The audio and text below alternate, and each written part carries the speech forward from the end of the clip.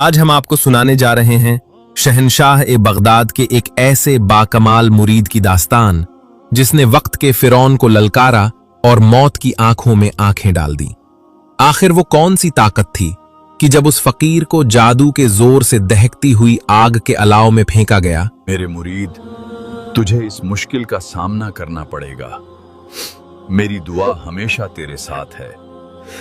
जला दो शहनशाह बगदाद के मुरीद को। बड़ा आया। लेकिन फिर दुनिया ने वो इबरतनाक मंजर देखा जो सबके दिलों के तार हिला गया। क्या था वो राज और क्या हुआ उस खौफनाक रात? जानने के लिए देखिए ये रोंगटे खड़े कर देने वाली वीडियो। ये उस तारीख दौर की बात है जब एक वसीओ अरीज सल्तनत पर आतिश खान नामी जालिम बादशाह की हुकूमत थी। आतिश खान सिर्फ नाम का ही आतिश नहीं था, बल्कि उसका मिजाज भी जहन्नुम की आग जैसा था। वो शैतान का पुजारी था और अपनी ताकत के नशे में खुद को नौजुबिल्लाह धरती का खुदा समझता था। उसकी सल्तनत में हजारों गांव थे और हर गांव पर बादशाह का एक खौफनाक कानून लागू था।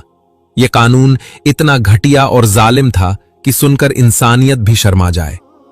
बादशाह ने हुक्म दे रखा था कि हर महीने सल्तनत के मुख्तलिफ गांवों से खूबसूरत और कंवारी लड़कियां खराज टैक्स के तौर पर बादशाह के महल में भेजी जाएंगी।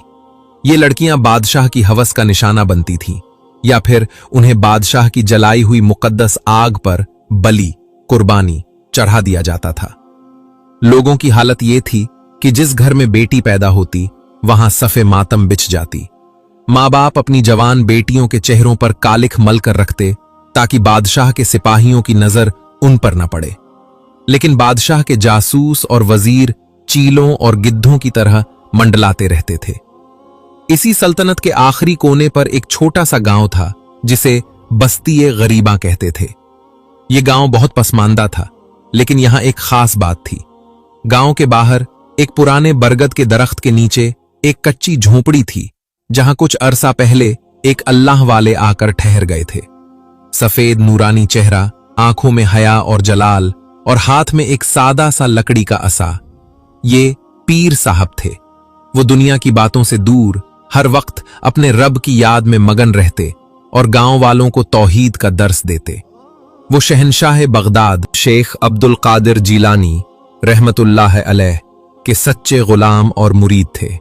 गांव वाले उनकी बहुत इज्जत करते थे क्योंकि जब से वो आए थे गांव पर एक अजीब सा सुकून था। लेकिन एक दिन वो मनहूस घड़ी आ ही गई। दोपहर का वक्त था।